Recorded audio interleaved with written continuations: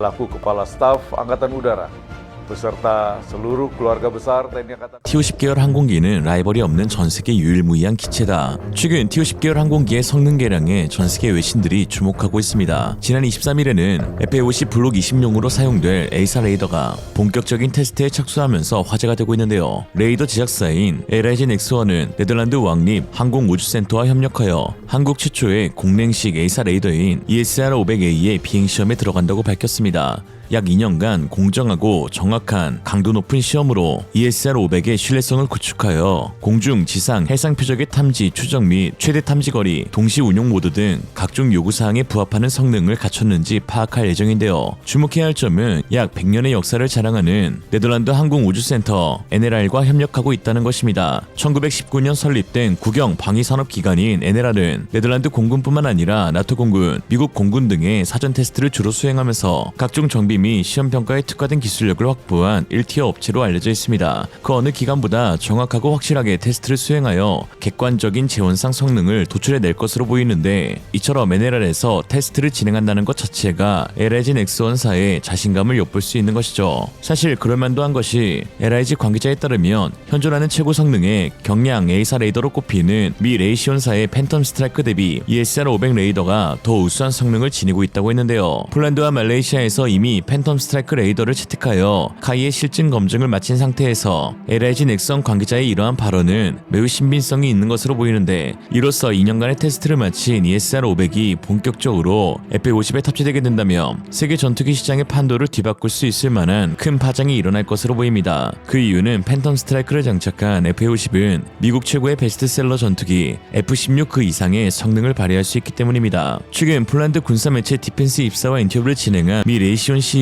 에릭 디트마르스는 팬텀 스트라이크를 장착한 FA-50과 F-16 블록 52와의 비교해서 F-16 블록 52에는 기계식 안테나가 탑재되어 있고, 기계적으로 조종되는 레이더 안테나의 문제는 한 번에 한 방향으로만 레이더파를 방사할 수 있지만, A사 레이더의 안테나에는 다수의 송수신 모듈이 부착되어 있어 한 번에 여러 방향으로 레이더파를 방사하여 목표물을 찾기 때문에 훨씬 더 구체적이고 종합적인 정보를 제공할 수 있다는 장점이 있으므로 F-16 블록 52 대비 더 우수한 인식 능력을 지녀 더 먼저 보고 더 빨리 공격할 수 있다라고 했습니다. 그러면서 기계식 레이더는 목표물을 탐지하기 위해 안테나 방향을 기계 구동부를 통해 재정렬해야 하기에 목표물 탐지에 시간적 지연이 발생할 수밖에 없지만, 전자적으로 빔의 방향을 바꾸는 A사 레이더는 0.1초의 시간 지연 없이 다양한 목표물을 탐지할 수 있다라고 했죠. 그리고 그 팬텀 스트라이크보다 더 우수한 성능을 지닌 것이 바로 LIG X1의 ESR-500 레이더라는 것인데요. 둘 다 고성능 GAN 지라갈륨 반도체 소재 기술을 활용한 A사 레이더이지만 ESR-500은 출력, 어레이 구조, 냉각 효율에서 훨씬 뛰어난 성능을 발휘합니다. 레이시온의 팬텀 스트라이크는 컴팩트함과 무게를 중시해 피크 파워가 8W인 반면 ESR-500A는 피크 파워가 2배 가까운 15W에 달합니다.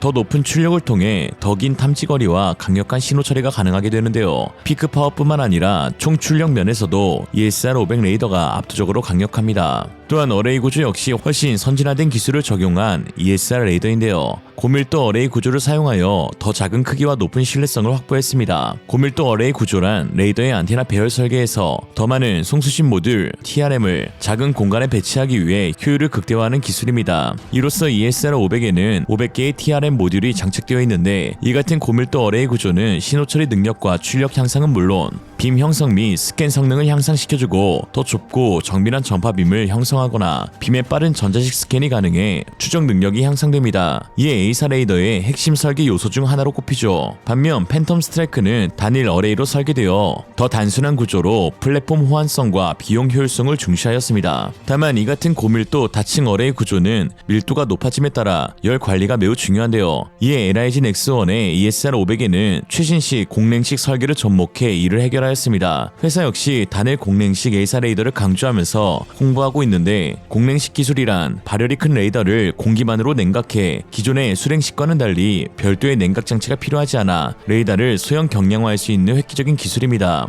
이전까지 사용한 냉랭식은 빠른 냉각이 가능한 반면 펌프, 냉각수, 열교환기 등의 추가 구성 요소가 필요해 무게와 부피가 늘어나고 시스템 결함 가능성과 복잡성이 증가한다는 단점이 있었는데요. 팬텀 스트라이크는 수냉식과 공냉식을 병행하는 구조를 지니고 있는 반면 ESR-500A는 첨단 공냉식 단일 구조만으로도 효과적인 열 관리가 충분히 이루어질 수 있어서 모든 면에서 뛰어나다는 평가를 받고 있습니다. FA50과 T50에 LIG X1 ESR-500 레이더가 탑재된다면 정말 미드급 전투기인 F-16과 맞먹을 정도의 훈련용 전투기가 되는 것이죠. 그래서일까요? 최근 KF-21의 공동 민폐국인 인도네시아의 반전 행보가 드러났습니다. 지난 12월 30일 인도네시아 공군 참모총장인 모하마드 토니 하르조노는 신년 공군 계획 발표회 자리에서 T-50 항공기를 칭찬하면서 내년 새로운 계약이 체결될 것이라고 했습니다. 다음과 같이 말했는데요. 나는 카이에 직접 방문하였고 여러 차례 검토했는데 정말 대단하다는 것을 느꼈다. 우리는 이미 T-50 항공기를 운용하고 있으며 앞으로 2025년과 2026년에 계약을 통해 전투기를 추가로 얻을 것이다 라고 하였습니다. 구체적으로 몇 대의 계약이 이루어질지에 대해서는 언급하지 않았지만 하르조노 총장은 주문한 전투기가 인도네시아의 영공방어 태세를 강화하는 것을 주요 목표로 여러 비행대에 배치될 것이라고 하였죠. 실제로 계약이 체결된다면 벌써 T-50 항공기의 3차 계약인데요. 지난 2011년 5월 T-50 16대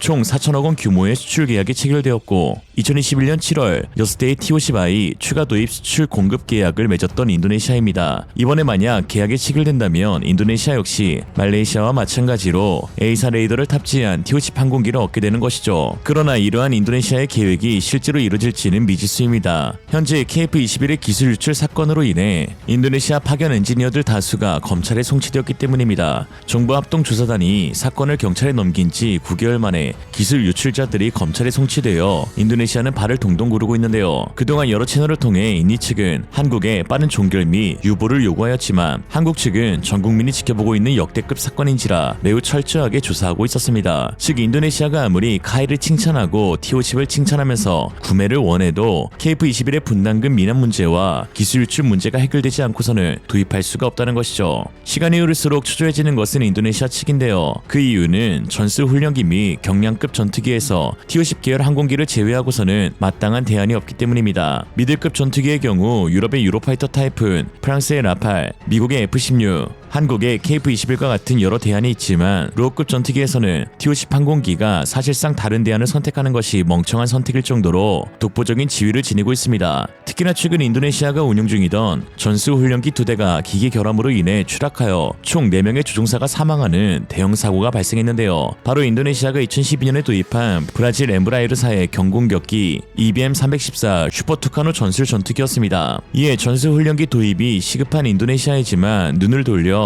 유럽 항공업체들을 보아도 답이 안 나오는 상황인데요. 인도네시아가 도입하기로 했던 프랑스의 미라지 2000 전투기 역시 도입 계약을 연기한 상황입니다. 12대에 7억 3,300만 유로에 달하는 미친 금액도 문제였지만 무엇보다 미라지 2000의 원 제작사인 프랑스의 다수 에비에이션이 2007년부터 전투기 생산 라인을 중단했기 때문에 예비 부품 수급에 대한 우려가 제기되고 있었기 때문이죠. 프랑스뿐만 아니라 이탈리아의 M346도 현재 자국 공군 생산량을 충당하는 것도 벅찬 상태이며 폴란드 공군을 통해 드러났듯 낮은 가동률과 높은 유지보수 비용 그리고 잦은 결함으로 인한 인명피해 등은 인도네시아의 선택을 T-50으로 좁히는 요인이 되고 있습니다. T-50 계열 항공기가 전세계 최고의 항공기는 아닐지라도 대안이 없는 전세계 유일의 항공기가 되어가는 현재인데요. 넘쳐나는 미들급과 달리 로우급은 T-50 계열밖에 없으니 인도네시아는 그동안 한국과 기싸움했던 모든 행동들이 결국 자충수가 되어 돌려받을 예정입니다.